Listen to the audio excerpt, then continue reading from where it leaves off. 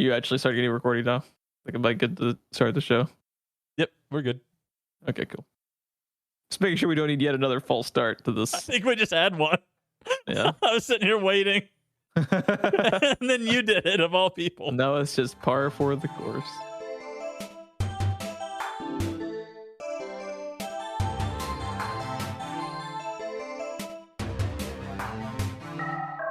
Welcome back, everyone, once again to a new installment of Screenplay Rewind. I'm Jeff. I'm Ron.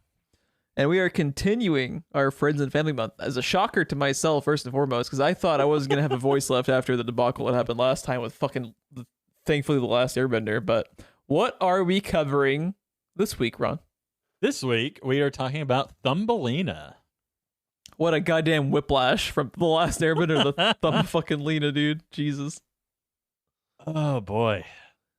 But before we start talking spoilers on Thumbelina, Bobby emailed us again. He's the only one that consistently emails us. Yeah, by the way, thank you, Bobby. We love you. And also, if you would like your email or prompt, whatever, I was going to say, if anybody else wants to email us. Yeah, anyone else wants to hit us up, you can email us, screenplayrewind@gmail.com, or send us a tweet or a DM over Twitter at SPR Filmcast. Hit us up. Any prompt. I mean, if you would have heard the fucking hour and a half of green room bullshit conversations that Ron and I just had as we failed to start up this recording for many, many hours, you would know we were talking about literally anything. So I think it'd be really fun to have an all email podcast, just a full episode of email. I love the emails. Did you want to say what Mr. Bobby emailed us in? Mr. Bobby emailed in and said, what Studio Ghibli movie would you like to see made into a live-action American film? And I think this question spawned out of us sending the tweets back and forth of, it was in like Tokyo, I think. They're starting up the actual Spirited Away theatrical production, which looks amazing if anyone's a Spirited Away fan. Amazing. Yeah, if anyone is a fan of Ghibli or Spirited Away in particular, like, go Google those images, because... And then go listen to our Spirited Away episode from last year. Absolutely. Yeah. Coincidentally, Chris's pick from last year. Yeah. There you have it. Yeah. It's all full circle. Oops, all Chris's this episode. Oops, all Chris's. Yeah. So, what is your answer to this question? So, I would say none. If I had to pick one, I think the one that'd be fucked up the least would probably be Mononoke. That was my answer too, and I actually have a director choice for about. Do you? I was gonna say I would like to see actually Throughline Games, which made Forgotten Anne, adapt something into one of their games, Forgotten Anne style, because Forgotten Anne is basically a Studio Ghibli movie made into a game already. It's so gorgeous too. You had just introduced me to that game in the green room of the never-ending series of false starts that is our podcast. And man, coincidentally, I own Forgotten Anne because Bobby's the one that bought it for me, and I played it on a live stream. So it's all tied in together. There you have it. Yeah, I think Throughline Games did such a great job with the aesthetics and the story and the light platforming and the light puzzle solving stuff, and the characters are all really good. I think they would do really good if you gave them, like, even Spirited Away, like they would do a fantastic job with something like that, I think. Because they've shown in that game that they can handle some weird shit. I think Spirited Away would actually make for a good adventure type game, or even, because you can work like the chores around, as like, like a mobile game structure, you could work the chores around the bathhouse into a mobile game and people would eat that shit up. Oh yeah.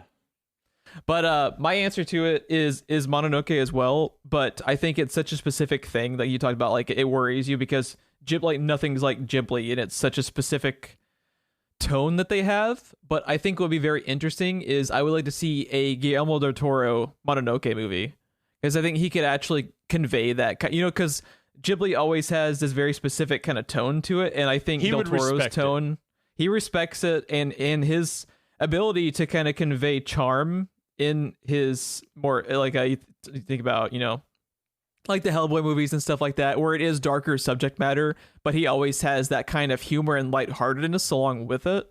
Which is the point of Mononoke, actually, by the way. There's the heart to that story, and there's a lot of dark shit going on. There's monsters, demons, but there's The stuff going on with the main character, especially, that movie is just not what it is without the heart that main character has. And the same thing goes with Spirited Away. And honestly, I think if not Mononoke, I think my runner-up would be for Del Toro also to direct. Would probably be God damn it, I did this off the cuff without. I can't think of it. What's the name? Christian Bale, Billy Crystal. I was going to say Howl's Moving Castle. That was going to be my second one as well. Yeah. God, but also tired. too. Yeah, I mean that's what happens when you record for an hour and a half before recording your actual podcast. Right. But and we're also recording this pretty late, so forgive us if we're even more stupid than we typically are. But one thing that I would really like to see is the way that he adapts all of the him and his prosthetics team with their costuming is always so cool. Like just think about to some of the character design and like in Hellboy and Pan's Labyrinth, I would love to see some of those Mononoke characters, the way that they would convey them, because it wouldn't all just be green screen. And that's one of the things I like about him is even though he's doing fantasy, he doesn't take the easy way out. He likes to have a really tactile feel to the character designs. Like you think about that the main creature in Pan. Have you ever seen Pan's Labyrinth, by the way? I have not. It'd be an interesting one to actually pick, I think, for this show. Aren't they remaking it or something? They're probably making it into a non-subtitled version for America because we can't read, apparently. I was going to say, you're talking about costuming and stuff, and I couldn't think of it, so I had to IMDb it, because I've only seen it the one time. But his costuming choices and some of his horror elements in Crimson Peak would be a good fit as well. Yeah, really like Crimson Peak. I think you and I are the only ones. Yeah, pretty much. Yeah, but I would love to see that. And in most instances, I agree with you. Don't touch them. I think Mononoke would probably translate the best, because some of the other movies are just I think Spirited Away. It's so culturally relevant to the East that trying to translate that to Western audiences in live action, I think would be difficult.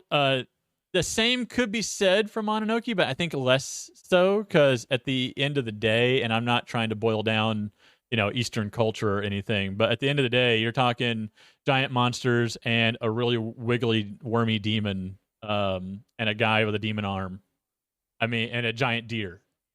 That's really what you're kind of boiling down to. I think that you can do that in a good way that respects the material and is still works for Western audiences a lot better than, every character in Spirited Away is culturally significant to Eastern audiences. Well, even breaking it down just from a simple story perspective too, Spirited Away almost ends in an anti-climax, which is the point of the movie, and that doesn't translate as well to a live action thing. Whereas Mononoke has a lot of, it's more of an action adventure movie. It has themes, but it's also not purely focused around those themes in the same way that Spirited Away, it only exists to convey its themes. It's not, an adventure the same way that Mononoke is. Right. But I would really like to see a Mononoke movie, or even a TV show. I would like to see that if the right people were involved in it. Eight-part miniseries. Yeah, HBO with a big budget behind it would be really cool. Yeah. With Del Toro behind it, that'd be really good. Anything that has any abstract creature design, just have Del Toro's. Even if he's only a producer and he's not actually directing it, just get his production teams, and it would make it better, because their stuff always looks amazing. You have to see Pan's Labyrinth just to see some of the character design, because some of the creatures, the main creature, is such a great design. One of my biggest reasons, though, that I'm set against this is not just because we're gonna fuck it up, but there's so much lost when you take something out of its medium and put it into another one. And it being animated, I think there's a good reason why a lot of animated stuff turned live action just doesn't work, whether it be anime based or just regular animation based, Western animation based. It's because there's another language, there's a visual language that is lost. And I think, like I said, giving it to Throughline Games to do a Forgotten Anne style turn to it, you can get that visual language back with some interactivity and respect the story and everything else going on. And if you're doing it for Western audiences, a lot of the stuff that would kind of miss because the cultural differences, you can work in ways to make that hit because you're talking about a longer medium than you are a film. Absolutely. So that was my thoughts on it. It's a fucking good question, though. Oh yeah, thank you. It's a great question. It's a great question, and thank you again for writing it in, Bobby. And I think part of it too, they must be, and obviously they have every right to. They seem to be even more protective of their productions than you'd think they would be, which is a reason why they haven't. I mean, it's kind of insane that we're only just now getting a theatrical adaptation of Spirited Away, Right. And then that just goes to show you what it came out, I think, 2001. So it took them 20 years just to be able to be comfortable of having that translated to a play, let alone, a Hollywood studio. So it'll probably never happen because they have every right to be protective of their incredible, catalog of movies. But it would be interesting to see, as long as the right people were involved, be it a game, be it a movie, just make sure you're getting people. And that is actually a good sign because they're so protective of it. I feel like if it ever was, greenlit into another adaptation, I think it would be in good hands, or they wouldn't have handed over the rights to it in the first place. Absolutely. Yeah. That's why people are telling us to, quit holding our breath on that weird Chris Pratt Mario movie, because Nintendo is the same way. And they are extremely guarded. There's an entire book on how Nintendo is Mario and Mario is Nintendo, and the way they safeguarded that character through the years, and why they never really licensed him out and why they're so protective of him and everything. There's a whole audiobook on Audible I went through just about that character. So when people are like, yeah, it's weird, but it's also Nintendo and you don't know what they're doing, it might not even be the same kind of Mario, so it's kind of the same thing with them as I was getting at, is they're so protective, and for them to try again after the Bob Hoskins movie, with Leguizamo, man, just listen to some of the productions. Just listening to some of the production stories about how was it Leguizamo broke his leg or something in the middle of filming it. There's so many horror stories behind that movie's production that it makes it amazing. Dennis Hopper's the villain, and it's incredible. Yeah, it's so fucking weird. It's Mad Max meets Super Mario, and I fucking love it. With a whole lot of hallucinogenic drugs thrown in. Dude, the Bob Omb scene at the end. Oh, I don't think I've ever actually. That would be a good one for someone to pick for the Friends and Family Month at some point, is the Mario movie. I'll pick it. I legit love that movie. I think it's a good movie. I don't think I've ever seen it all the way through, and it's fascinating to talk about, so we should have that on the show at some time. First name, Mario. Last name, Mario. Last name, Mario. Your name is Mario? Yeah. It's just yeah. And it's like, name, Luigi. Luigi? No, Luigi Mario. That's a solid fucking joke. I fucking love it. Because it's so weird. You call him Mario and they're the Mario brothers, but his name is Luigi. So what is Mario's first name? That means you're calling him by his last name. Anyway. Yeah. Asking the tough questions. Right. Yeah. Thanks, Bobby. Somehow Studio Ghibli led into Mario. As you do. I'm high on caffeine and I'm tired. And I've talked a lot about the Nintendo Switch lately, so yeah, it's on the brain. It's on the brain. All right. Nothing else is, but that is. Did you want to? So this was a selection by Cris. Did you have any background on what led her to pick this for us? I don't know if she had spoken to you when she gave you the selection or not. She thought we would hate it. Really? Yeah, pretty much. She wasn't sure. She thought it particularly amused her, I think, to think of you watching this. Okay, I can see that. But it's because it is outside my wheelhouse to a certain extent. Not crazy out of left field, but not something I would typically seek out. So I could see that. Jeff, do you realize that this movie came out in 1994, which means it was up against Lion King? It's pretty wild, right? 2 years after Aladdin and 3 years after Beauty and the Beast. This movie to me feels like it was made in the 80s, not it's the 90s. Yeah, it's interesting. Like it has that Don Bluth aesthetic with like the people looking characters, but then there's a lot of there's almost like DuckTales style animation going on. It's like a smorgasbord of animation designs to me. To where, yeah, I could totally see that, but I think that's almost intentional because when you watch, like, have you ever seen Anastasia by him? Yeah, that was like her. That was what she was originally going to pick, and then she changed her mind to Thumbelina, and then it was like, I don't know, a week or two later, you can't watch Anastasia anywhere. So, oh really? We Aurora and I just watched it on Disney Plus a couple weeks ago. Did they really take it down? Yeah, it got taken down, and everyone said it's due to I know we try to stay lighthearted here, but due to Russia invading Ukraine. But Disney was like, no, it's a rights thing. It's not. It has nothing to do. That's really unfortunate because Anastasia is actually really good. I haven't seen it in years. I don't. Yeah, remember. I hadn't either. And Aurora and I watched it a couple weeks ago, and we both really, really loved it. So it's a shame that it ended up getting just like this movie. I think I watched it when it came out, and then never again. Yeah, but yeah, I think you should actually watch Anastasia again at some point. It's a lot better than you remember it being. It was very, very good. But my point was, it was a Don Bluth movie a few years after this. I think Anastasia was probably 98, something like that, 97 maybe. But it also kind of has that same. It also kind of has that aesthetic of.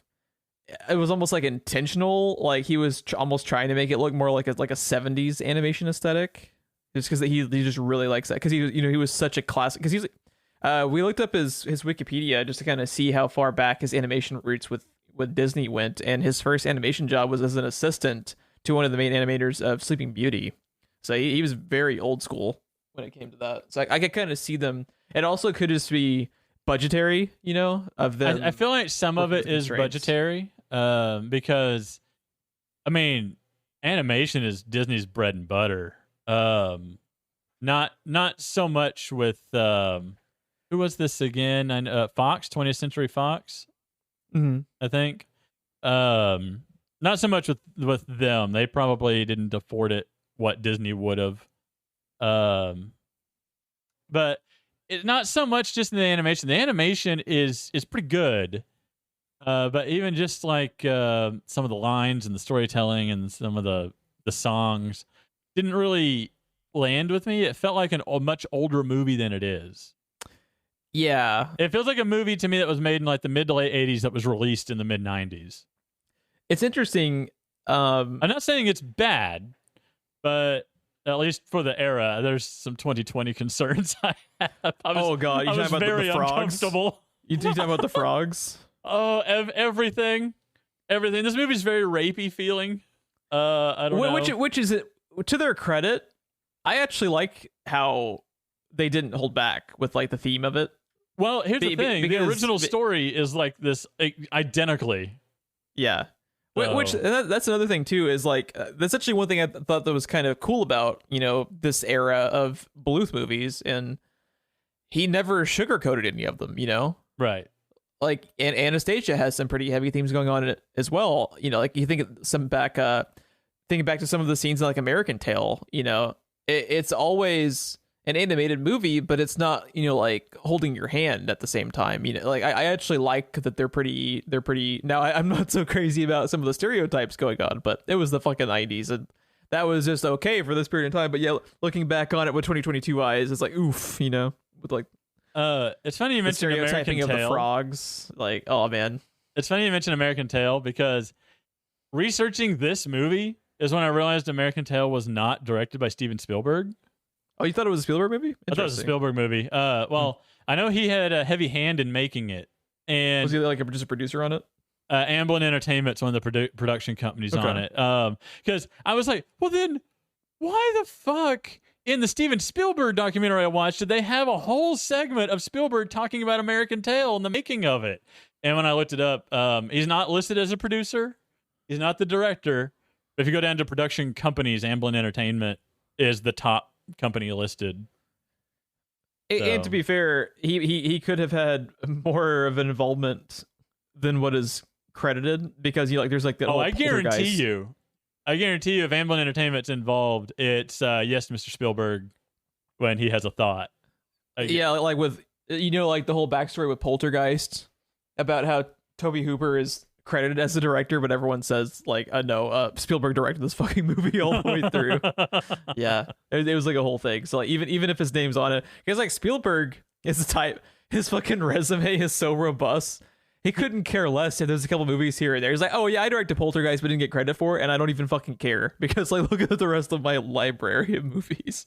You know, just couldn't give less of a shit. He just wants to make the movie. Mel Brooks movies. Did that recently.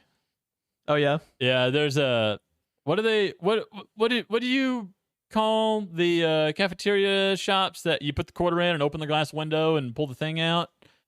You know what I'm talking about? Vaguely. If you think back to Bad Times at the El Royale when they're looking for something to eat. Oh yeah. Like those. There's entire cafeterias. You go in, the entire building is those. They have a name. Automat? Is it an automat? Okay. I'm not sure. I'm gonna Google automat. I know what you're talking about. I just don't know what it's called. There is a documentary coming out about automats and the impact that they had in like World War II and Depression era and stuff. And that type of shit, the automat. Fast food restaurant where simple foods and drinks were served by a vending machine. That type of era is catnip for Mel Brooks. He's all over that era.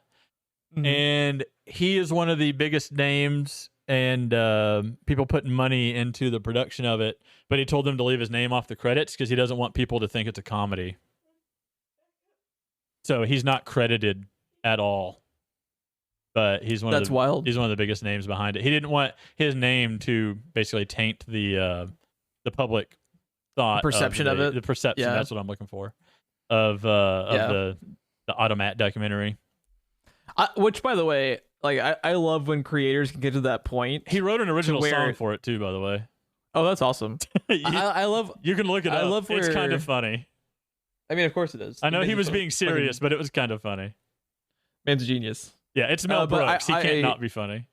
Right. I love when creators get to that point to where they care more about the production and like the thing itself than their reputation around it. Right. Which is not, you think about people like Michael Bay, who cares more about the fact that the movie opens up with directed by Michael Bay than the actual product itself. People like that drive me fucking nuts. So I love when you have something like that, or like the Spielberg thing of how like they just want the thing to be good and they just want to make shit. Is Michael Bay the Gilson Pontes of film? Yes. Gilson. Except somehow even more of a douchebag. If anyone doesn't know what Ron's referring to, God, what's the most like famous one that fucker did? He made a series of video games where people keep giving him money. And Sony keeps publishing them in their store. Well, because he's like stumbled onto his own fucking factory of money making, because like content creators will go and buy his fucking terrible video games just to have memeable like let's play material. I think his most famous one, he's got a laundry list of them. I think his most famous one though is Sword of Fortress, the Onimuseum. Yes. Oh my god, that one was 2018. 2020 was Shadow the Ronin, The Revenge of the Samurai. All empty titles that mean nothing. All his games have like not just one bad title, but like 12 different titles smushed together into one even worse title. But what Ron is referring to, he opens up every single game that is just clearly a dumpster fire. Like you can tell from a mile away they're bad video games, but he opens them up with directed by Gilson Pontes. Edited by Gilson Pontes. Original story, screenplay story, executive produced by Gilson Pontes. One credit at a time. And it takes you like 3 hours just to get to the beginning of the dumpster fire video game. It is incredible. Not a Gilson Pontes video game or a game by Gilson Pontes. It is that with each individual credit listed as Gilson. And if you watch anything with a credit scroll, it's just his name over and over. God, I love it. I absolutely love it. What a fucking what a legend. What a legend. The balls. Anyways, just to have just the lack of shame is respectable. You have to commend that. But like, you know the joke, it's like, well, my uncle works at Nintendo. Like, yeah, his uncle works at Sony because his games are all in the PlayStation Store and they're all broken. And they pulled Cyberpunk for being a broken game, but they never pull his. It's like, what is happening? Oh man. Yeah. Anyways, back to the movie. Yeah, back to the movie. So if people are unfamiliar, and I think you'd already warned, but spoilers for Thumbelina. It was a 1994 animated film by Don Bluth and Gary Goldman. Which, it is an adaptation. We basically brushed past Don Bluth recently because when we were talking Deadpool, sexy motherfucker. I've been listening to that on repeat since we watched Deadpool. It's so good. It's so good. Back when the first movie came out, I listened to that every day driving to work for like a fucking month, dude. It's so good. I forgot it exists. I totally forgot the Deadpool rap exists. Oh my god, it's amazing. It's so catchy. And you'll be humming that shit all day, and it like puts you in a good mood to start your fucking day, dude. It's like magic. This shit's gonna have nuts in it.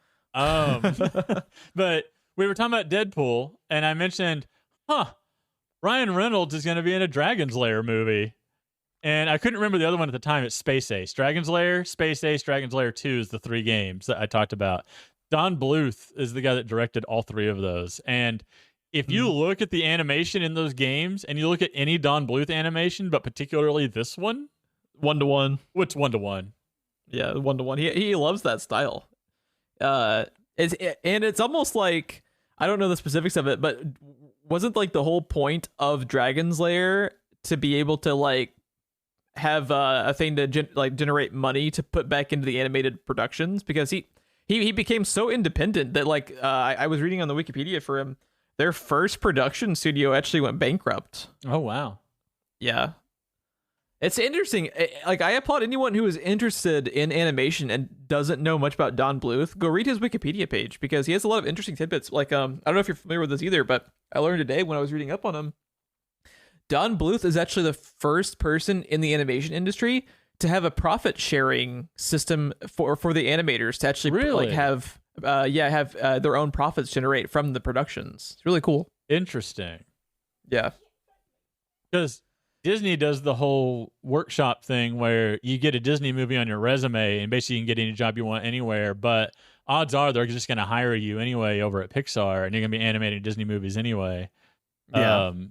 They workshop the MCU scripts the same way. Mm-hmm.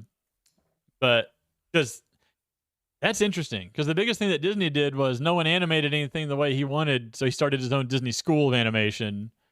And I think you had to do a couple of movies or work for him for a certain number of years, and you can go off to do animation for anyone you want, but you learned how to animate the way he wanted for him. And then Don Bluth is doing profit sharing. That's interesting. Yeah, it's interesting because he has this background that makes him simultaneously come across as an asshole and also as like a genuinely good dude. So he's an interesting person. Sometimes success and asshole will go hand in hand, though. Yeah, but I mean, just the fact that he went out of his way to start the profit sharing, like he gave a shit. Like, he gave a shit to some extent, or he wouldn't have done that. I think he was just. Well, if your people working for you don't have any stake in what's happening, why do they care? Yeah, and I think he was also just so dead set on making these productions that are so. I mean, love them or hate them, like all of those Don Bluth movies are his. Like his voice is all over all of them, because they're all very like especially with like Titan AE, Anastasia, and like with certain scenes in American Tail, they're always animation, but they're never spoon fed. They're not. They're he's like willing to have that kind of like darker edge to them, which I appreciate, looking back. Yeah. No, definitely. It definitely sets them apart also. But and it's also interesting too. The fact that they're handling. Sorry. Oh, I was just gonna say, and it's interesting too. He's honestly making more of like a faithful adaptation of these Grimm's fairy tale type stories, because they always would sugarcoat them for the Disney productions for the most part. But like with Thumbelina, he is having those darker tones. Thumbelina he's is having those darker 1-to-1. themes. Thumbelina is just about 1-to-1. It's 20 minutes on Audible. I drove to Best Buy and back and listened to it. And yeah, it's basically one. There's some minor differences, but it's basically 1-to-1. And I made the joke that it was the movie in a nutshell, and my wife facepalmed and was like, "You're gonna use that, aren't you?" And I was like, "Yep, Can't buddy." contain himself. But it just makes me, even though I don't love all of his movies, I can respect like what he was trying to achieve right with them. Just as a creator, I respect that mindset to it. But sorry, what were you saying? I was gonna say thanks. I completely forgot until you threw it back to me. I was like, "What?" Now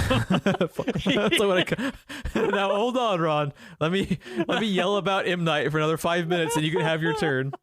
That is still my favorite thing that has ever happened. I started to talk. You're like, "No, hold on." And I never, ever do that in any situation. So when I cut someone off to continue raging about something, it's serious. Oh, that was great. Anyway, I couldn't have been happier about it, by the way. Like I said, I wanted to shut my mic off and just go get some popcorn during that whole episode. Right. Anyways, like you said, with the way he handles the way his movies at least handle the darker edge to them, or the darker content, is pretty interesting because they're all fairly successful at doing it, whether you like the movie or not. They all kind of have, for the most part, like, I wouldn't want to say all, as I haven't seen them all, but the ones that I have seen all kind of have like the happy Disney ending to them. But what is going on with them and a lot of the material, and even the animation itself, I guess as kind of a reflection of that, is darker. And like you said, it's more bringing the thing to life more than an adaptation. And it's just handled really well, and that is a delicate thing to do, especially when you're aiming this thing at children. Especially with Thumbelina. Like, Thumbelina has some really goddamn heavy themes going on in it. Like, it's. I was watching it, and I was actually taken aback that some of the content there is, conveying just this 1-to-1 translation of, like what is, like the objectifying of women. And for that to be in an animated movie in the 90s, like you said, in the heyday, it has fucking Ariel's voice actor. And King Triton. Yeah, it's kind of crazy that this movie, exists. So I really applaud them for taking, because, not everything has aged particularly well, like the horrifically stereotypical frogs that will probably torment me in my dreams tonight. We'll get to that. Just want, the thing I appreciate. Well, I was going to save this for casting, but I'll just save it for casting when we get there. Okay. Because it's my favorite thing about this whole movie. But if anyone was curious, it's Hans Christian Andersen who had written the classic fairy tale. It came out like the 1840s, I believe. Some new Danish author. That's a Frozen 2 line. And yeah. It's a pretty bonkers fucking movie. Let's see. I'm curious what IMDb has as the basic plot summary. The retelling of the Hans Christian Andersen classic fairy tale has the digit-sized hair. Also digit-sized, not a term I want to hear. Not a term I want to hear, especially when you're talking about a woman. Ever. Heroine evading the clutches of various toads, moles, and beetles before she can proceed with her courtship with her dream lover, Prince Cornelius. So, yeah. You want to talk about the cast? I know Let's talk about the cast. Yeah, start us off with the cast. You already mentioned Jodie Benson. Not a name that I know directly, like, first off, but she was Ariel. Gino Conforti is Giacomo. I recognize everything pretty much he's been in, but I haven't seen any of it, hardly. I feel like Barbara Cook was a name that I should have known offhand also as the mother. Yeah, it's so funny you say that. Face. I did the exact same thing. When we started up Thumbelina and they showed Barbara Cook as one of the actors, I was like, where do I know that name from? I looked her resume up on IMDb, and I wasn't familiar with anything because she was mostly just a TV movie actor in like the 70s and 80s and 60s. And I'm just like, why do I know that name? It's such like a there's really high school name. One Alfred Hitchcock Presents. Other than that, I don't. It's just so funny that you had the exact same reaction. She must remind us of someone else, is the only thing I can think of, because even her face looks familiar to me. Mm-hmm. But they had the same reaction. Will Ryan is Hero / Reverend Rat. Shocking that was not Frank Welker as Hero. Absolutely shocking. June, the one animated property on IMDb that doesn't have Frank Welker's name on the cast. Right. June Foray is Queen Tabitha. King Colbert is Kenneth Mars, which, like I said, is King Triton, Ariel's father. Mm-hmm.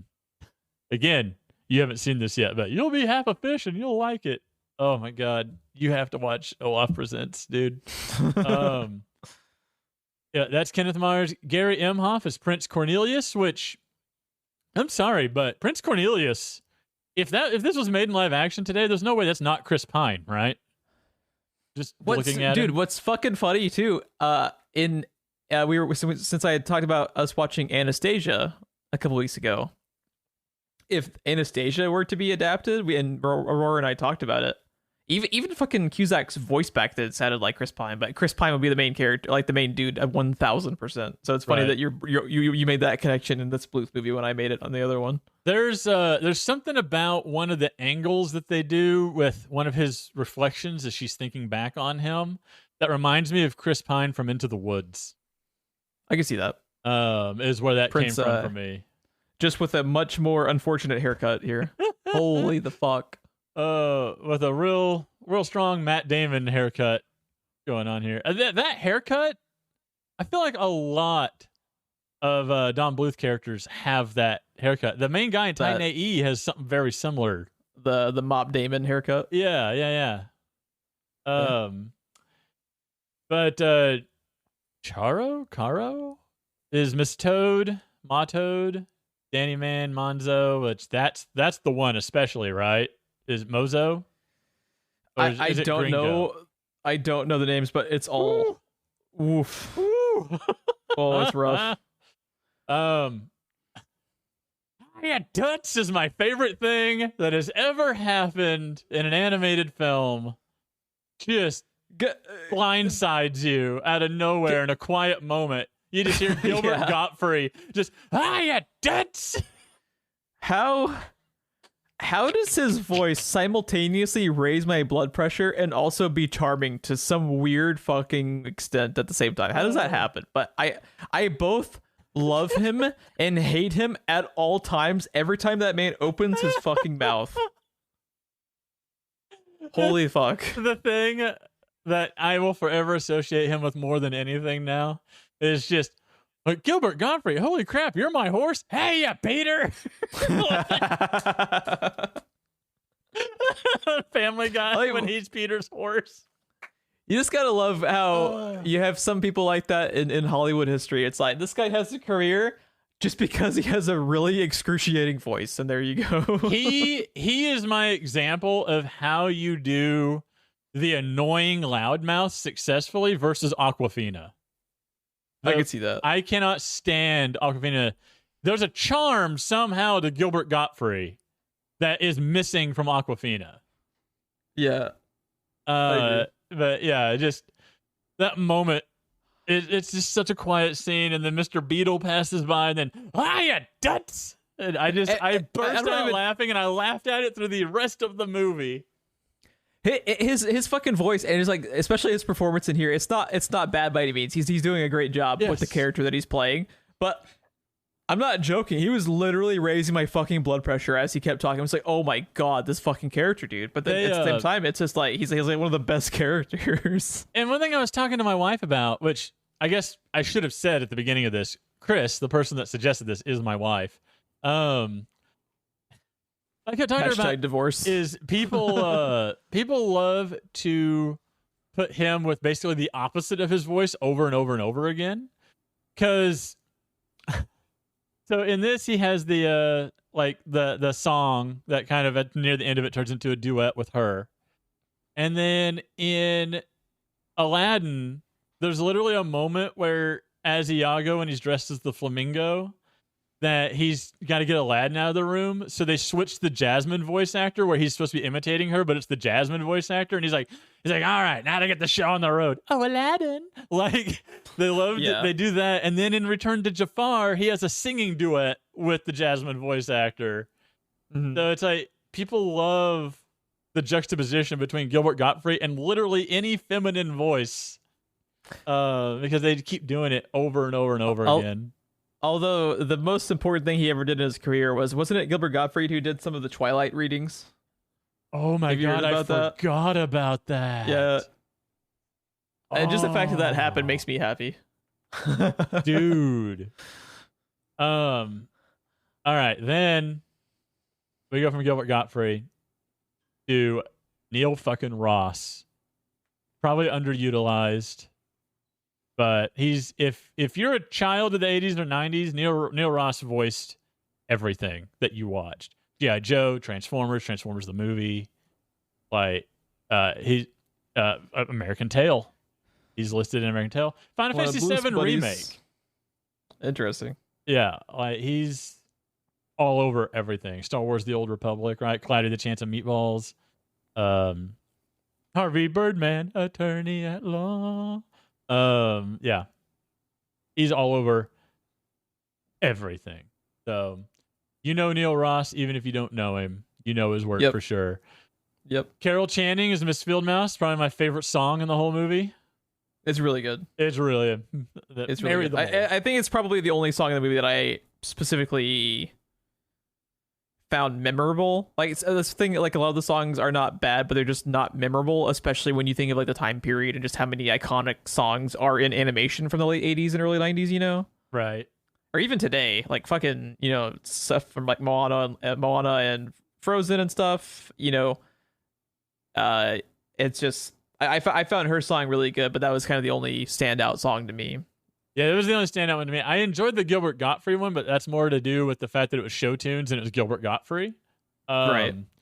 But yeah, the Miss Field Mouse, that was probably my favorite song in the whole thing. And then goddamn legend as Mr. Mole, the War Doctor himself. God, I love John Hurt, dude. I forgot he was in this until he started talking, and I was like, oh shit. I saw his name at the beginning. I was like, what? What? Yeah. No love more. That, man. Yes. John Hurt, absolutely on the Screenplay Rewind Mount Rushmore. Absolutely. 1000%. Like I said, he's the War Doctor. He's Ollivander in the Harry Potter films. He's the Elephant Man. He's Kane in Alien. He's Winston Smith in 1984. All over the place. If you want to make me just be devastated for an entire week, pick fucking Elephant Man. No thanks. For Friends and Family Month. Oh my God, that movie is so good, but it just so fucking soul crushing at the same time, man. Oh, I always forget he's in V for Vendetta. Oh yeah, he's like the prime minister, right? Yeah. He's prime minister in the sense that Putin is president. Yes. He's got that scene where he crushes. Too soon, bro. Too soon. He's got that scene where he crushes the glass in his hand. And everything. That's about the only time you see his face. I want to watch that movie again. I actually like that movie. I haven't seen it in a very long time. I haven't seen it since I ran it in IMAX. But yeah, that's pretty much the cast. Hey, I want to talk about this real quickly. I love how some of the cast on IMDb is like cow, uncredited, chicken, uncredited. Right. I feel like we should just name the Futurama podcast, uncredited. The uncredited Futurama podcast. Yeah, really, really good casts outside of the frogs. Holy the fuck, the frogs make me sad. Oh my God, I hate the Goofs page on IMDb. I hate it so much. Why? What did you see on it? The richest rodent for miles around. Moles are not rodents. 9 out of 10 people found this interesting. Ron is the one. Oh my God. There's one for Frozen when she says in Let It Go, when she uses the word fractals. And someone is like, this movie is set in 18 whatever. Fractals wasn't a word Are you serious? Yes. Who fucking cares? Oh, That's on the Goofs page to IMDb. Fucking look it up. And I think they had the year wrong too, because I think the year they said before photography, and there's photography in Frozen 2. Well, I think they just let that shit be ran like the fucking Wild West. I don't think they monitor the quotes, goofs, or any of that shit on IMDb. It's fucking localized for our time period. My God. You know, like some of this shit. No, if it's set in like 1400s, do you want to hear people talking like they're in the 14 fucking hundreds, Jeff? You gonna watch a whole movie of that? I also like how they got so butthurt over the fractals thing and not the fact that she has fucking ice powers. Yeah, exactly. Yeah, just like go fuck yourself with your fucking like you have split the hair so much there is no longer a hair left. I just like go fuck yourself, dude. But I digress. Anyways, I digress. Is also I think the cast is actually everyone's actually like really well chosen. Yeah, they're put in they're cast pretty well for their roles. Is what I'm trying to say. Again, I'm tired. I really like the Giacomo guy. Yes. Although I did write down that he's really bad at being a bird. But yes. He's so Aurora and I were talking when we were watching it about how like why doesn't he just like fly her to the thing, and it made me think of the Lord of the Rings Eagles argument, and I was like, you know what? I don't get behind. I don't get behind the whole stupid ass Eagles debate over Lord of the Rings. I get behind the Giacomo being a fucking idiot and not realizing he can just fly her ass. You literally this movie's 10 minutes long. If he just remembers he can fly, and carry her at the same fucking time. Yeah. So funny. There's something I want to look up because they said something in the original story that I don't remember them saying in the movie. But when he's upside down in the cave and she revives him? Yes. In the original story, when she hears his heart beating, she remembers that in the winter, swallows pass out until their body temperature reaches a certain level and they wake up again. So she hugs him until he wakes up. And I was like, is that a thing? I have no idea. They literally just pass out. Like, that's the thing that's wrong with him in the story is he was trying to help her and he didn't escape winter, so he passes out. I'm having a hard time like finding it on Wikipedia or anything, but we need fucking Cole Ross here to tell us about birds. But yeah, right, But anyways, and then I started thinking about swallows so much, all I could think about is Giacomo a European swallow or an African swallow? Does his grandfather smell of elderberries? Aurora had an idea in that she was saying maybe he does it on purpose so that she would kind of like become more self-sufficient and less reliant. But he's also just like clearly an idiot. So I don't know. I don't know what to believe. Because he clearly has like a fucking posable thumbs and fingers, but he's like, what do I do with this thorn? It's been in my wing for 2 years. I'm just like, come on, man, just pull a fucking thorn out, bro. His fucking Bloodborne-esque hand on the end of the wing was freaking me out. In the silhouette, of his hand. Oh my god. I can see that. I like how the design looks like he's wearing gloves, right? Like he's got leather gloves on. But to me, it was just too close to something out of Bloodborne. I like his character though. I think he's a fun character. I think the performance is very good. Yes. I think the actor really sells what otherwise would have been like a really obnoxious character just because of how fucking stupid he is at times. But I think Gino Conforti actually like really sells it. Sometimes I had a hard time telling if he's French or Italian because he acts Italian and speaks French. When the movie started and he first opened his mouth and his like first line came out, I was telling Aurora that if this movie was made today, 1000% that'd be Lin-Manuel playing that character. Oh, absolutely. Yeah. Which now I want to see that movie. But no, like at the end of the day, and this is not to like, put down what Aurora's theory was. I think at the end of the day, it's a children's fairy tale made into a children's movie, and I think it just doesn't matter. Ultimately it's not the point. Like, in the original story finally ends with him carrying her, him flying off with her. So I mean, even through that entire story, no one is. I think he offers one time and she turns him down, and then every time after that, it's just that. But it's because there's a lot just more like, going on here than because it's one of those. Bird. It's one of those things where it's like, if you get too caught up in like the specificity of it, you kind of lose the point, because it's a fucking fairy tale. Like, the whole point is the moral, Right. Like, people get too wrapped up in like the fucking fractal details instead of realizing what the gist of the movie is, Right. Yeah, it's, I don't know. I have a lot more issues with fucking Mama June over there, just letting her run around the chickens and geese that are probably just going to swallow her whole. When she almost cooks her into a fucking pie. Oh my God. And it's all sold as charming, and you're just like, oh God. I was mortified. I was like, you almost ate your fucking... First of all, she is also not disturbed enough when the tiny little person comes out of the flower. I'd be screaming and running for the hills if I saw a fucking digit-sized person.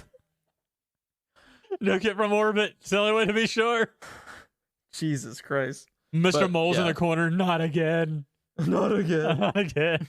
Get this man some Pepto Bismol.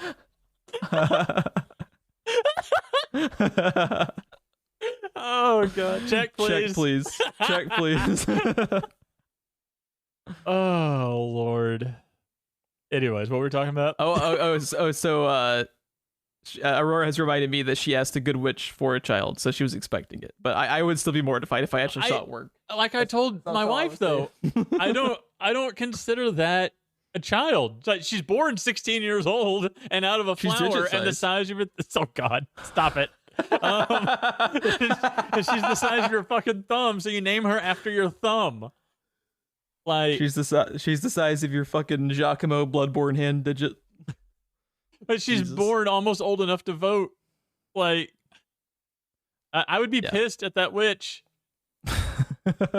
Like, you oversold this. It was a fucking monkey's paw wish, man. Right?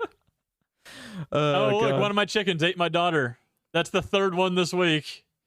The third one, god damn it. I baked another one in a pie. God damn it. I must have forgotten to pit one of these cherries. Oh, dude. This it somehow became even more dark than Pan's fucking Labyrinth, dude. Oh God. I can't. Okay. Oh my God. Well, I mean, everyone is trying to fucking like force themselves on this poor woman. It's so, but also, you gotta give him props for conveying that story, because that happens in real life every fucking day. Every fucking day. Like the term trophy wife. Just think about how disgusting that term is by itself, and that's what the story's about. Like, I think it's so cool that there's a fucking movie aimed, like specifically at children that is conveying that story that you just don't see talked about very often. And for it to have happened, it's so funny, because like we talk about, like, there's some stereotypical stuff that's very, very like oof to look back on 20 years later, but this storyline, like the core conceit of her character and the theme, is very ahead of its time. That's stuff that's talked about now. Right. Yeah. It's interesting as to me. As far as terms go, that oof, that just kind of like freak us out a little bit. I get sugar mama and sugar daddy, but sugar baby disturbs me. I was very disturbed by the Lady Frog's chest region. Oh, dude, why? Okay, first off, that's one thing. First off, the frog, that's one thing. All right, why is there a boobalicious frog? And it's very weird. Why does she have teeth? It's mortifying. That was straight out of Bloodborne as well. Like, I was just about to say that. I was pretty sure. Like, if you just 1-to-1 translate that, scariest Bloodborne boss. Telling you right now. I did have a couple of moments. I wrote down one example, so naturally I don't remember what all of the examples were now. I did have one moment of, like, especially at the beginning, it seemed like the movie was having a hard time with its tone to me, where this woman's daughter is in the middle of being kidnapped, and it turns into a Tom and Jerry sketch with Hero. Yeah, that's a little weird. It was a little weird. It does that again later, one other time. I'm trying to think of what it was now, but especially with Hero was like the longest run. Like it felt like half the movie. It was this Hero moment. The only thing I can think of, and Hero was the dog, right? Yes. Okay. The only thing I can think of is they were actively looking at their story and moments that could potentially be like too frightening to kids, right? To little kids, you know. You little kids that are about to have their sexual awakening looking at the boob frog. But and they're just like, okay, so how can we can you please not include sexual awakening in kids in the same sentence ever again, please? I mean, to be fair, this podcast was already on all the NSA watch lists. Oh, dude, I shudder at the fucking frog. When the frog walked out, I was perturbed. I was very, very disturbed. And yeah, it's just the frog had boob physics too, right? Yeah. She was bouncing Dead or around alive all over frog the place. volleyball was happening on the screen. Oh my god. Oh fuck. Yeah. But I think that had to have been a concession for, like, we're gonna have the scene, you know, she's getting kidnapped. It's potentially scary for very little children. So how about we throw in where we can still have her, you know, getting kidnapped and it's still playing into that darker, you know, tone, while also not just having a scary sequence. You know, it's a lot of it's played for comedy with the dog. So I can kind of see like that mindset, but also I can see that conversation happening. I think it is, but I think so you're right. Opposite that it is a tonal issue. The juxtaposition of it is a bit weird. It's kind of jarring, and then we switch back, and it's like, well, now I'm just kind of on edge. Like, what kind of movie am I watching? I'm kind of waiting for it to happen again. I do love, though, the name of the dog is Hero, and he gets a hero moment, and he's not the hero. And he fucks it up. Yeah, that's, I don't know. He was trying pretty good. He's old. Yeah, he was trying. He was trying. He was a good dog. He tried. He's a good dog. Can we talk about the fucking Prince Needle with his fucking sword and how he always has his sword out for no reason? And like the first time he meets her, he has like his sword out, and the next thing he does is just immediately try to grab her by the waist from behind without her looking. Yeah, it's a bit weird. It's every chance he gets, he whips his sword out, and I kept telling Chris, with his size, all I kept thinking of is one of those toothpicks in your sandwich to hold your sandwich together on a picnic. They have the rapier size ones. Like they're like blue and green and red. Mm-hmm. It just needed to be clear and red, and I think that's the sword he's using. I really wish it had been that. That'd have been so amazing. That's what it would be in like an It Takes Two game or something. Yeah. Why does he always have his sword? He cannot talk without whipping his sword out and waving it around. And the first time she meets him, he whips out his sword and waves it all around, and she's just like, "Oh, I love you." And I'm like, the guy's a menace. Like, he's a menace to society. The first thing he does is cut up her favorite book. He cuts up the page. Well, I mean, wait, no, you got to think about this though. By the end of it, I 1000% get why she'd be into him after she's seen what happened with the fucking frog and the fucking beetle and all these other like pieces of shit. It's like you gotta settle for that psycho and kind of like lesser of evils, you know. You're saying that she's the dad and Mitchell's versus the Machines, like, has the world gone mad? Yeah. Because here's a conversation I wanted to have too. There's so many homages to Disney stuff with the book, the way you open it up and end it with like the Sleeping Beauty / Snow White book. He's clearly a reference to Peter Pan in his depiction, his design, his mannerisms. There's so much of it. She's, like you have multiple people that were voices from Disney products. Aurora caught during the movie about how the dress of Thumbelina switches colors between pink and blue, which is Sleeping Beauty as a callback to that. Are these homages where he because with course Aurora would notice Aurora's dress colors, right? So, but the interesting thing is to me because he has a background with them, and it's almost like a love-hate relationship with him and Disney. I can't tell if he's like poking fun at them, homaging them, like having everything be like a fuck you to them. But his relationship is just so complicated. It's almost like he couldn't decide. I think he's drawing on the iconography, things that's recognizable to the audience. Is more what he's interested in. But there's so much of it that I can't tell if he's doing it mean-spiritedly or if it is just him, having like. I know. I think so he's many after the iconography. I don't think it's necessarily mean-spirited or poking fun at anybody. I think it's just this is what the audience recognizes, this is what they think of, and I think he's pulling on the iconography and playing on that. But he also never does that. He's the type that we were just like talking about, like with how it's a 1-to-1 translation and not an adaptation. Mm-hmm. He doesn't do that typically.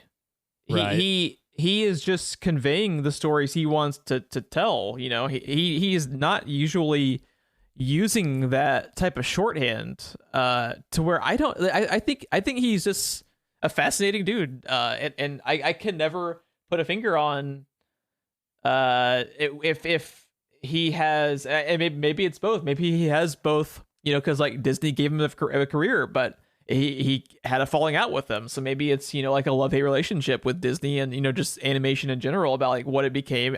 I would be fascinated to have him be like on a podcast and just listen to him talk about like the history of animation and just kind of like because he's an interesting guy. And he had all of these, kind of out of left field stories in a time where, Disney had become, very kind of formulaic with a lot of their stuff. And I just think it'd be interesting to hear his kind of like perspective on stuff. I don't know if you got any of that while watching it, but it was just kind of on my mind because, we've been watching a lot more classic Disney stuff. So it's been on my mind a lot. And just the kind of like juxtaposition of Don Bluth versus Disney over the years and over the decades. And, even now, how he would feel with any of his stuff being on Disney Plus, is an interesting conversation, I think. Yeah, I'm not experienced enough.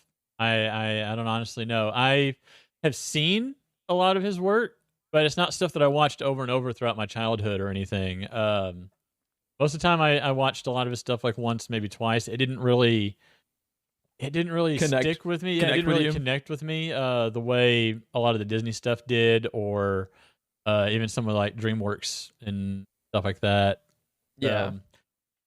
It's not saying that his stuff's bad or not that it doesn't work for me. Just it didn't really for a child, it just didn't land for me. Looking back as an adult, I probably feel different on a lot of it, but I just don't remember so much of it. And that's what's so interesting too, is like looking back on his earlier works like this and American Tail and all those types of movies, I almost have like more of an appreciation for them as an adult just because he was willing to make stuff that was different. Right.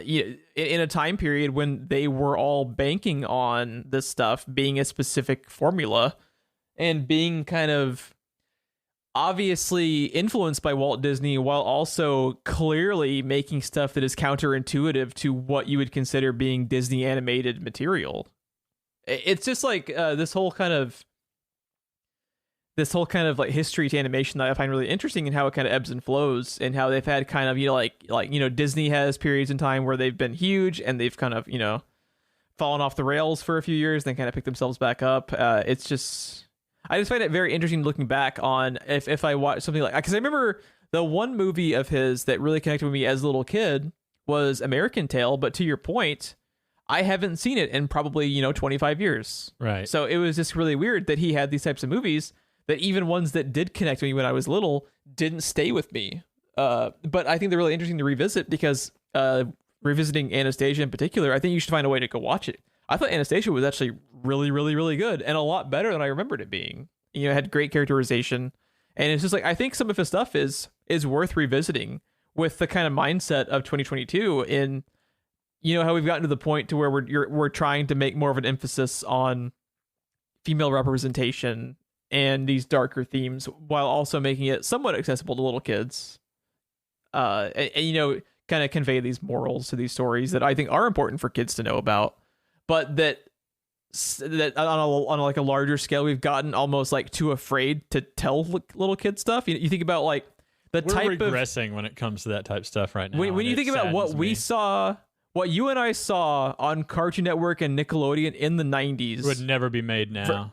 Would never be made now. And it's all just loud, flashy animation for the most part. Obviously there are hidden gems. There are good cartoons being made now. I'm not saying that.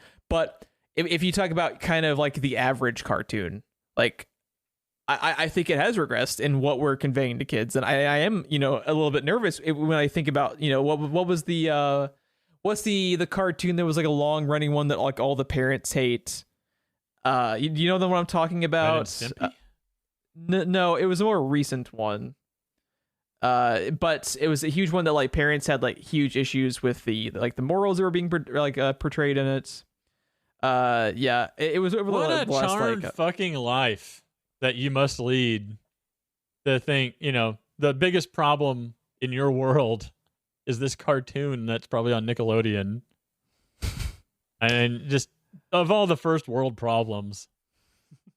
I don't know. Well, I mean, I don't know. I'm sure you and Chris are also like very particular about what you show the kids. So, I mean, I think it is like an important conversation to have about what we're showing kids because it is very influential, like Batman the Animated Series and Spider-Man cartoons. They were like my Bible as a little kid, like that's what I gravitated to. That's, it influences you as a person, like what you are exposed to as a kid. So I think it is. I was 4 when I saw Batman 89 in theaters multiple times with my mom. Mm-hmm. That is not something my kids have watched yet, and they're 5. Yeah, right. You just thinking back, like alone, like would you show your kids Ren and Stimpy? Probably not. It's kind of fucked up. Not yet, no, for sure. Yeah. Paw Patrol and Octonauts and stuff a little longer, I think. Mm-hmm. I hate PJ Masks, though. I do have a problem with PJ Masks. We need to fucking get that off the TV. It's just bad. I don't like it. I don't like it. But oh man, yeah.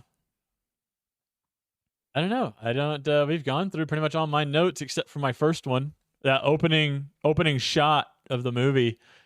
Very, very much Boletaria, I have to say. Right? Some of the shit is just straight horrifying. Yeah. That first shot, though, I swear to God, I want to get them side by side. Like Demon Souls would later do the exact same shot of something that looks very similar.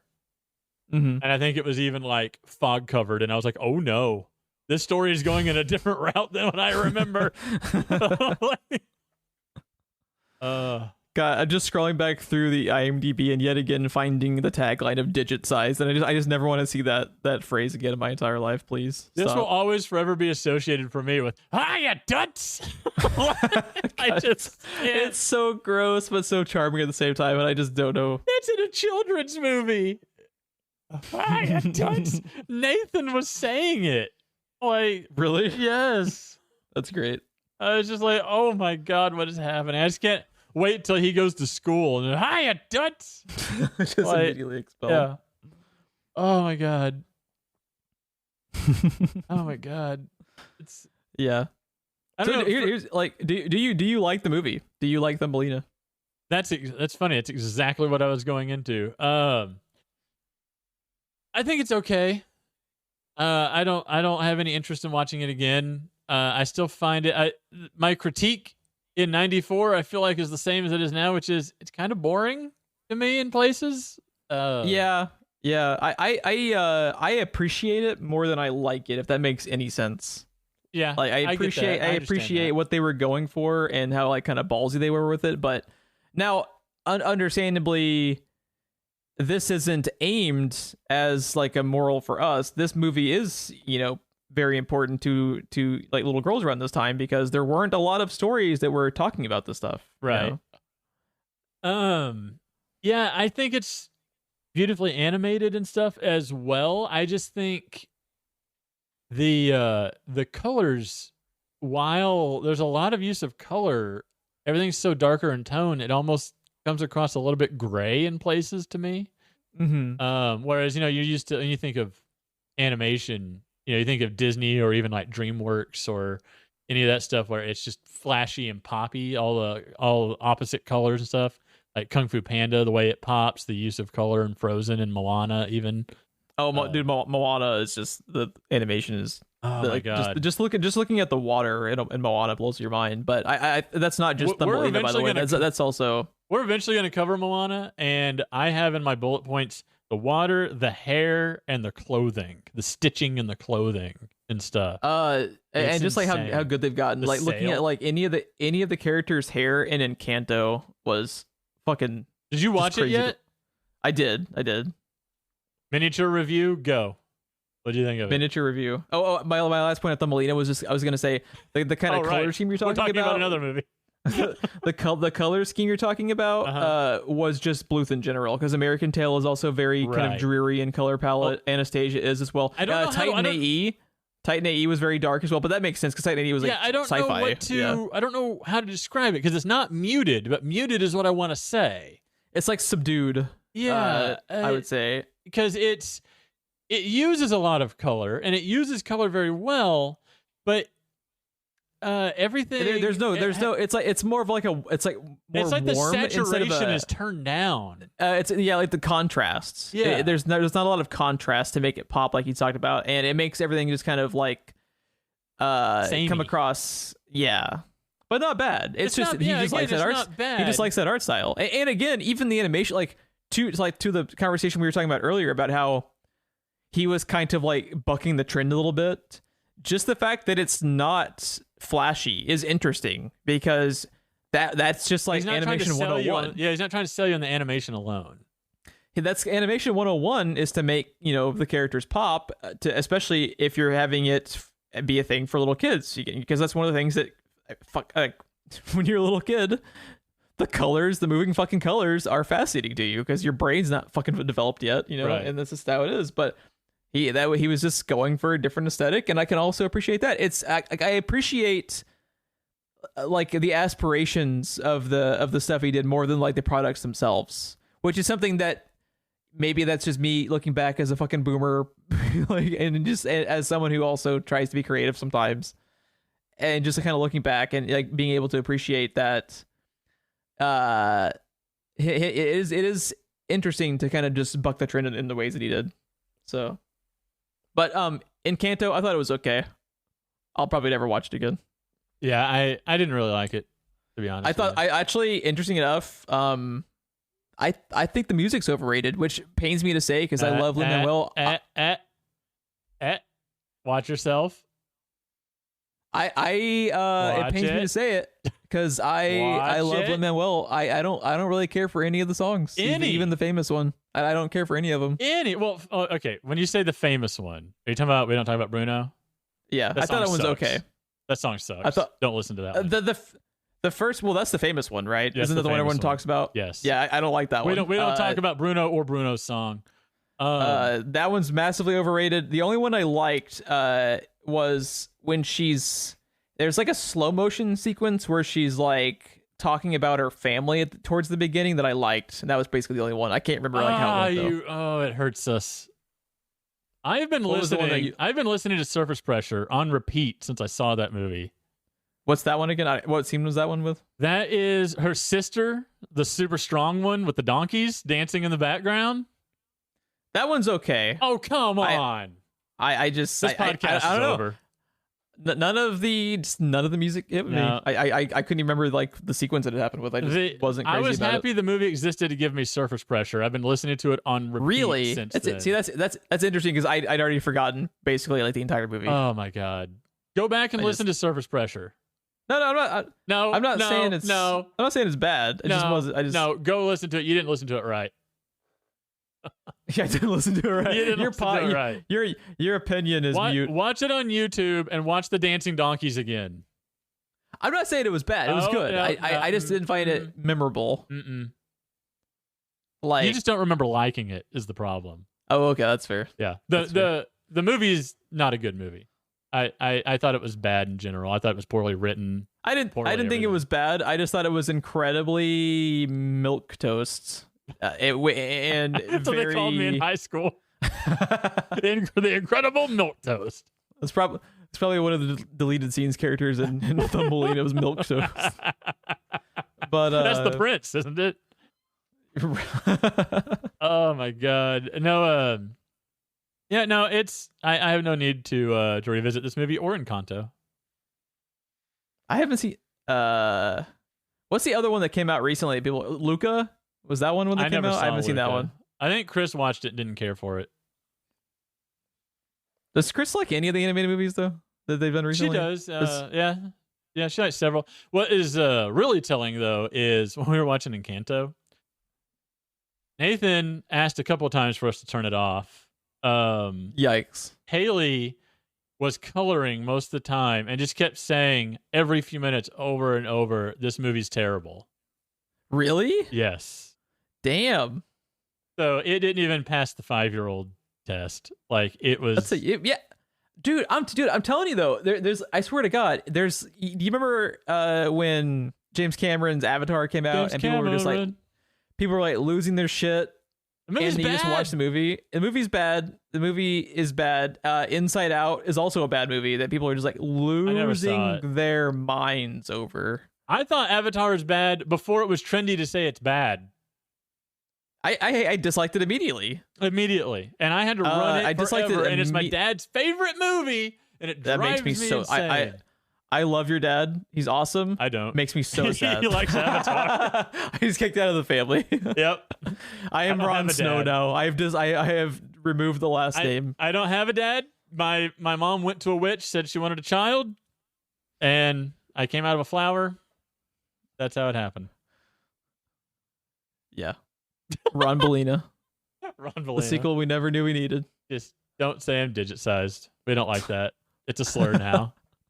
It's a slur. I like how that's out of this fucking movie. That's the slur. That's the slur. I can handle a boobalicious Mexican frog. Like what? They're Hispanic because there's actually like Spanish words on posters around their little boat thing, and I'm just like it makes me so uncomfortable watching it now. Yeah. I don't understand. It's so weird. It's so out of left field. Who said? But what if the frogs were Mexican? Like I don't get it. Well, one of them is named fucking Gringo, dude. Oh man. Oh. And it wasn't even Mel Gibson. Oh. See, if Mel Gibson voiced one of the Hispanic frogs in Thumbelina, instantly 10 out of 10 movie of the year. Oh my god! If we could have Hiya Toots followed up by Sugar Tits from a frog. Sugar Toots. Sugar Tits. that's gonna be my Elden Ring character. All right. I 1000% approve of this message. It took us an hour and 15 minutes, but we got there. Is that our Futurama podcast? There you go. Hiya, Sugar Tits. God damn it. Oh. But yeah, I definitely don't hate this movie. I appreciate what it was going for. It's just not aimed at you and me, which I think you had actually talked about when you first said that Chris had picked it, and that you think it's probably going to be okay, but just not aimed at us. And it's exactly what it is. It's just not aimed at us. It's fine. It's fine. It's fine. It's fine. But why don't you introduce what Bobby has selected for next week? I'm just making up words here. Was there a sentence in there? It's late. There's. I'm very. It's very late. We were talking for an hour and a half about frog boobs, so my brain just no longer works. So yeah, what's Bobby's got on the way for us?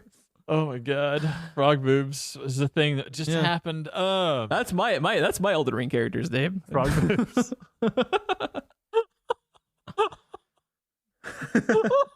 What is happening? Yeah. Bobby has selected for us Tombstone, which I have never seen.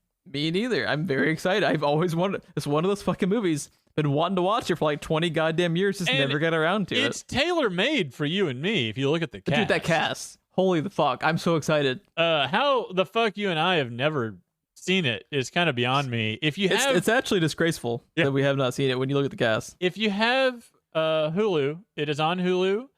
IMDb TV, it's available with ads. So you can watch it for free there, I'm presuming, since it has ads. Otherwise, you can rent it for $3.99 pretty much anywhere you can rent a movie. I'm on Just Watch right now, not the IMDb page, but just to run down the cast: Kurt Russell, Val Kilmer, Sam Elliott, Bill Paxton, Powers Booth, Michael Biehn, Charlton Heston. Yeah, Stephen Lang is in this movie. Thomas Hayden Church. Yeah. Michael Rooker.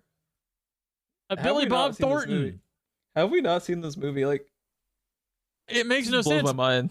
Billy Zane, okay, sure, but yeah, I don't understand how you and I have never seen this movie.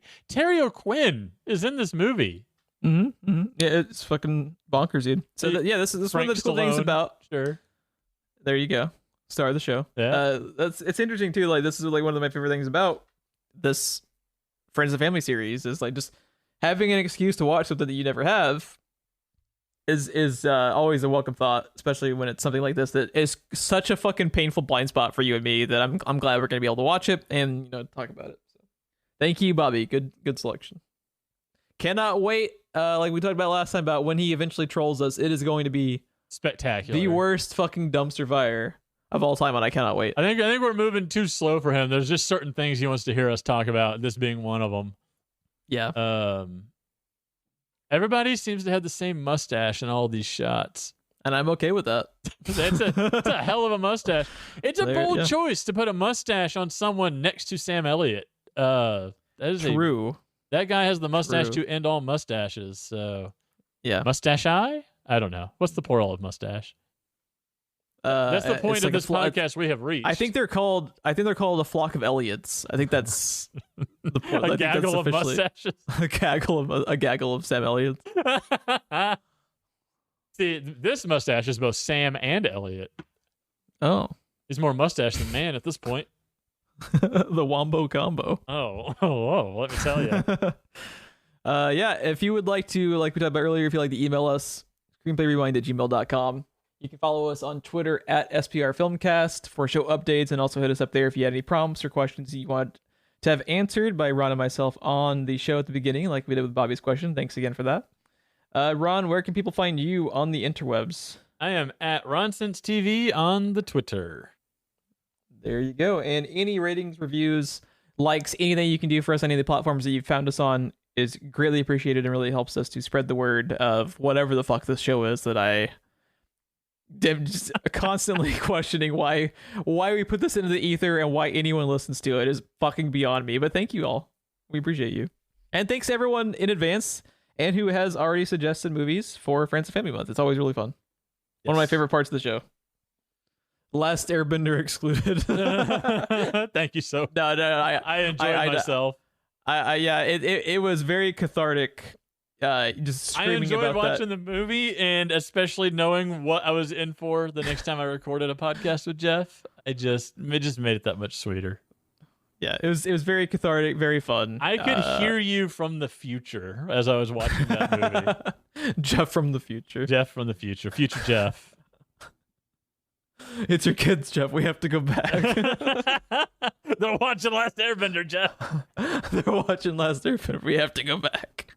But how did they get the Blu-ray? Blu-ray? Where we're going, we don't need Blu-ray. Jesus Christ. I just think back to that imminent Fire Lord Ozai wardrobe malfunction and everything is right in the universe again. Thanks for listening, everyone. Yeah, bless that man. One of my favorites. And his broken ass uniform in that movie. My God. Oh, love it. Everyone have a good night.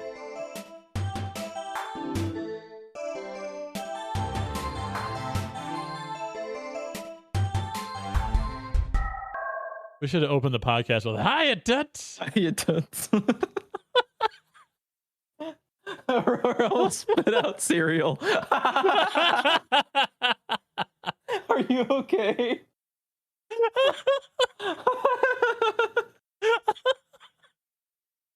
Are you okay?